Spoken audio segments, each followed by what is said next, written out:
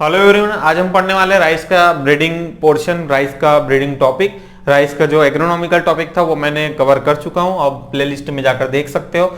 तो स्टार्ट करता हूं मैं लेक्चर को। राइस का बेसिक चीजों से देखेंगे। सबसे पहले राइस का जो बॉटनिकल नेम होता है वो आप सबको पता है, ओराइजा सटाइवा, और जिसका जो क्रोमोसोम नंबर होता है 2n24। तो इसी के बेसिस पे हम आगे अब देखते हैं जो राइस के जो वेराइटियल टाइप्स होते हैं। There has 3 varietal types, first indica, second japonica and third javanica. तो हम देखेंगे ये तीनों में डिफरेंस क्या क्या है। ठीक है, यहाँ पर मैं लिखवाया हूँ। जो इंडिका राइस है वो इंडिका राइस ट्रॉपिकल राइस के नाम से जाना जाता है उसे, और ये कहाँ ग्रो होती है? इंडिया में ग्रो होती है, इसलिए इसे क्या कहते हैं? हम इंडिका कहते हैं।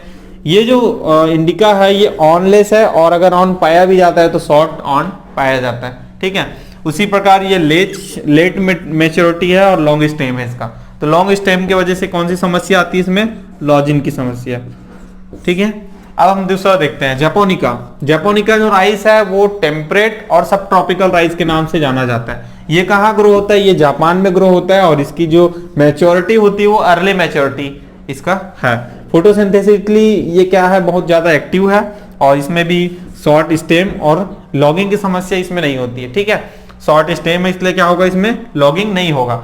अब जावानिका की बात करें तो ये एक वाइल्ड फॉर्म ऑफ राइस होता है। ठीक है, तो वाइल्ड फॉर्म ऑफ राइस, और इसके बारे में और ज्यादा डिटेल आपको नहीं जानना है, बस क्वेश्चंस में इंडिका, जापानिका और कितनी स्पीसीज है ये आ सकता है आपको। तो ऑब्जेक्टिव में आपको याद रखना है, ये तो 3 स्पीसीज हो गई। अब हम बात करेंगे जो राइस है इसमें कुछ अचीवमेंट्स हुआ था, कुछ महत्वपूर्ण वेराइटीज थी जिनका क्वेश्चन आपको आता है। तो एक एक करके मैं उसको डिस्कस करता हूँ।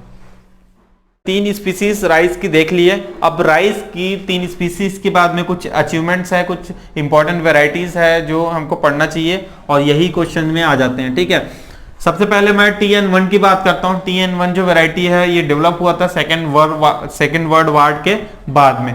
तो ये ताइवान में डेवलप हुआ था, है ना, और ताइवान में ये डेवलप हुआ। इसका नाम पड़ा ताइचुंग नेटिव, और ताइचुंग नेटिव जो है इसके जो पेडिग्री है या इनमें जो जीन पाया जाता है उसके बारे में आपको समझना चाहिए। DG वो जीन, ये आपको एग्जाम में क्वेश्चन आपको आया भी होगा, आपने कई बार देखा भी होगा। ये जीन जो है काफी इंपॉर्टेंट जीन था।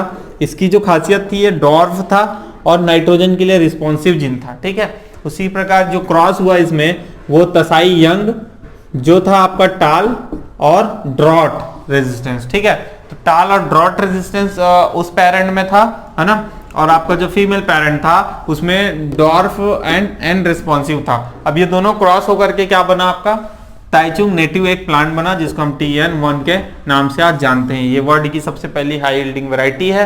ओके, आपको याद रखना है। और इसे डेवलप किसने किया था? डॉक्टर TT चांग ने डेवलप किया था। ठीक है, IRRI मनीला में 1960 में ये डेवलप हुआ था। उसके बाद में ये वैरायटी जो है इंडिया में भेजा गया डॉक्टर GV चालाम को 1964 में बाय द इंट्रोडक्शन। और कितना भेजा था? 2 kg किसके लिए? इंडिया के लिए इन्होंने इंट्रोड्यूस वैरायटी भेजी थी, जो TN1 जो है इंडिया में आया इनके द्वारा। ठीक है, ये आपको समझ में आ गया होगा। अब हम देखते हैं दूसरी वैरायटी IR8। IR8 हमारी एक सेकंड इंपॉर्टेंट राइस की वैरायटी है, जिसे डेवलप किसने किया था? हेनरी M बेचेल ने। इसे भी मनीला में ही डेवलप किया गया था। ये TN1 के बाद में ये वैरायटी आई, जैसे कि आप यहाँ पर सन देख सकते हो 1966 में। और ये वैरायटी जो थी आउट इल्डेड थी, किसके लिए? TN1 के लिए। जब हमको TN1 से आउट इल्डेड वैरायटी मिल गई तो हमने क्या किया? इसको आगे बढ़ाया। ठीक है, तो IR8 जो है इसे आगे बढ़ाया गया और सब जगह में इंट्रोड्यूस किया गया। तो ये 2 वैरायटी के बारे में हो गई। अब तीसरा वैरायटी जो है वो काफी इंपॉर्टेंट वैरायटी है। उससे पहले मैं यहाँ पर एक और चीज भूल चुका हूँ जो आपको बताना। ये जो DG वो जीन है इसे हम क्या कहते हैं? ब्राउन टिप और शॉर्ट लेग। ठीक है, क्या ब्राउन टिप और शॉर्ट लेग के नाम से हम इसे जानते हैं। इसका मतलब ये होता है। ठीक है, अगर आ गया कहीं पर तो।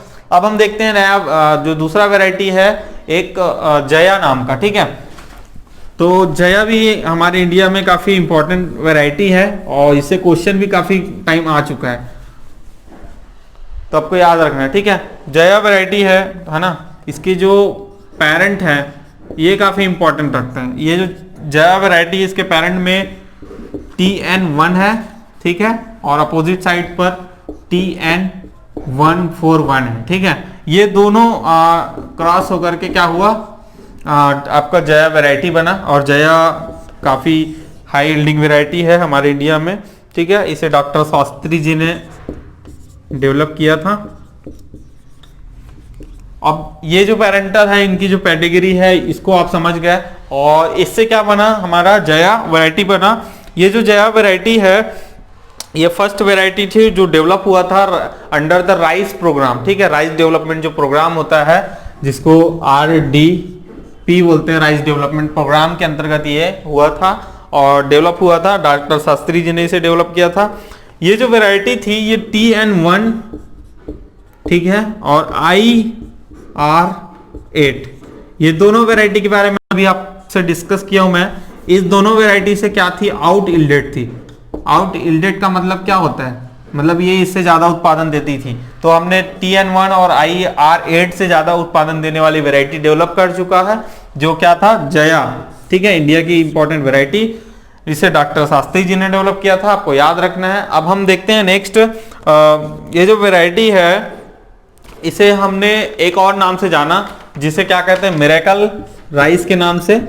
तो मिरेकल राइस किसे कहते हैं, अगर आपको क्वेश्चन आता है तो आपको याद रखना है, Jaya is the miracle rice. क्यों, क्योंकि इसकी यील्डिंग कैपेसिटी TN1 और IR8 से ज्यादा थी, इसलिए इसे हमने क्या किया, क्या कहा, मिरेकल राइस के नाम से जाना।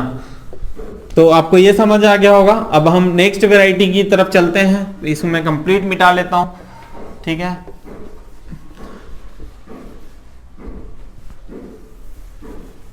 तो दोस्तों हमको अब नेक्स्ट वैरायटी जानना है, पद्मा। ठीक है, पद्मा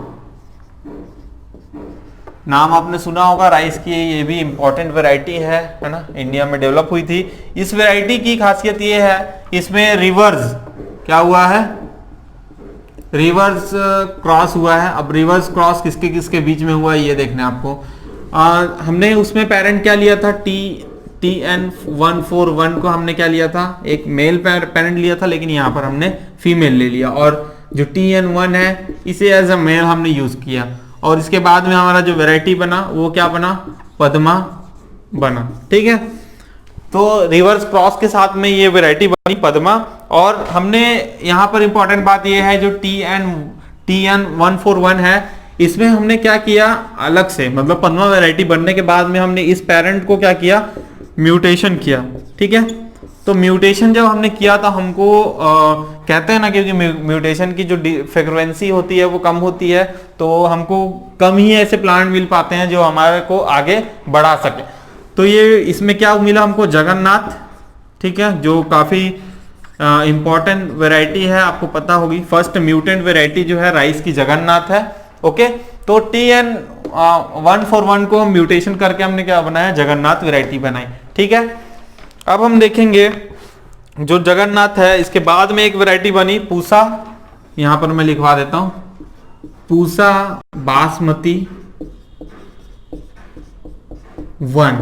ठीक है, तो ये पूसा बासमती 1 जो है, ये इंपॉर्टेंट क्यों है, क्योंकि ये वैरायटी जो है, सबसे पहली बात तो हाई यील्डिंग वैरायटी है। हाई यील्डिंग होने के साथ साथ में इसकी जो ग्रेन क्वालिटी है, ग्रेन क्वालिटी काफी अच्छी है। ठीक है, और ये बना किसके द्वारा था, कन्वर्जेंट, ओके, कन्वर्जेंट ब्रीडिंग के द्वारा ये वैरायटी तैयार हुआ था। ठीक है, कन्वर्जेंट ब्रीडिंग क्या है उसको मैं आपको बाद में बताऊंगा। तो पहले हमको ये देखना है इंपॉर्टेंट वैरायटीज क्या क्या है हमारे राइस में, और यहीं से क्वेश्चन आ सकता है। ठीक है, तो ज्यादा डीप नहीं जाएंगे हम, और राइस की जो इंपॉर्टेंट वैरायटीज है उसके बारे में मैंने आपको डिस्कस किया। तो अब हम एक बेसिक देखते हैं, राइस जो है, हमने बहुत सारे वैरायटी इंडिया में भी डेवलप किया है, और वर्ल्ड में भी राइस की बहुत सारी वैरायटीज है। लेकिन जो क्लाइमेट होता है, क्लाइमेट और सॉइल फैक्टर मैंने एक लेक्चर में डिस्कस किया था, पिछले लेक्चर में। तो सॉइल और क्लाइमेट फैक्टर काफी इंपॉर्टेंट होता है किसी भी क्रॉप प्लांट के ग्रोथ, यील्ड के लिए। ओके, तो यील्ड इंक्रीज तो होता है, लेकिन जो क्लाइमेट है वो प्रोडक्टिविटी को डिपेंड करता है। तो जापान जो है, मैं ये बताना चाह रहा था कि जापान जो है, ये प्रोडक्टिविटी में काफी ज्यादा है एज कंपेयर टू इंडिया। अगर यहाँ पर 38 क्विंटल पर हेक्टेयर क्या आ रही, प्रोडक्टिविटी आ रही है, ठीक है, प्रोडक्टिविटी आ रही है, तो इंडिया में इसकी कितनी है, सिर्फ और सिर्फ 18 से 20 क्विंटल। ठीक है, तो इतना अंतर है हमारे यहाँ प्रोडक्टिविटी में, तो इसको भी चेंज करना एक मतलब एक एग्जाम्पल्स है। और इसलिए हमारे इंडिया में राइस प्रोडक्शन में हम क्या है, अभी भी सेकंड नंबर पे है, चाइना हमारा फर्स्ट नंबर पे है। ओके, लेकिन प्रोडक्टिविटी जापान की ज्यादा है, ये आपको याद रखना है। ओके, अब हम नेक्स्ट देखेंगे सबसे पहले हाइब्रिड राइस। ठीक है, तो सबसे पहला हाइब्रिड राइस क्वेश्चन आ जाता है आपको कि हाइब्रिड राइस सबसे पहला किसने डेवलप किया था। तो सबसे पहला हाइब्रिड राइस चाइना ने डेवलप किया था। ठीक है, चाइना ने डेवलप किया था, और क्या यूज करके किया था, CMS। CMS का मतलब क्या होता है, साइटोप्लाज्मिक मेल स्टेरिलिटी। सॉरी, ये राइटिंग थोड़ी सी गड़बड़ है, बट आपको ये सिर्फ समझना है। साइटोप्लाज्मिक मेल स्टेरिलिटी जो है वो चाइना ने यूज करके फर्स्ट हाइब्रिड बनाया था। तो ये अगर इतने ही क्वेश्चन आपको आ जाता है तो आपको बन जाना चाहिए, बस मेरा समझाने का ये मतलब था, है ना, क्योंकि ये सारी चीजें आपने पढ़ भी चुका है और आपको कुछ कुछ याद भी होगा, लेकिन एक रिमाइंडर जो है आपको मिलना चाहिए, क्योंकि अगर आप एग्जाम की तैयारी कर रहे हो तो ये जो जितने भी वैरायटीज हैं इनको बार बार पढ़ना पड़ता है। ठीक है, आपको अगर कभी भी आप वैरायटी याद करते हो तो आप इसे एक ही बार में याद नहीं कर सकते, इसे आपको बार बार पढ़ना पड़ता है। और अगर आपने ऐसी पेडिग्री वगैरह जान लिया उसका तो और भी ज्यादा आपके लिए इजी हो जाता है। आप पेडिग्री को समझ लेते हो तो आपके लिए जो वैरायटी कैसे बना और क्या क्या उसमें कैरेक्टर्स है। पहली बार आए हैं तो चैनल को सब्सक्राइब करें, बेल आइकन को आल्सो क्लिक करें ताकि आपको लेटेस्ट नोटिफिकेशन अपडेट मिलता रहे। दोस्तों, इस वीडियो में पढ़ाए गए सारे लेक्चर PDF नोट्स आपको dhanukaagri.com में मिलेंगे। कॉम्पिटिटिव बुक हो गया, ICAR JRF CET के YouTube videos, articles, agriculture notes, PDF PPT, handwriting notes and notification. आप हमें सोशल मीडिया पर भी फॉलो कर सकते हैं, जैसे हमारा लिंक है टेलीग्राम के लिए Indian agriculture student group, and Facebook group में आपको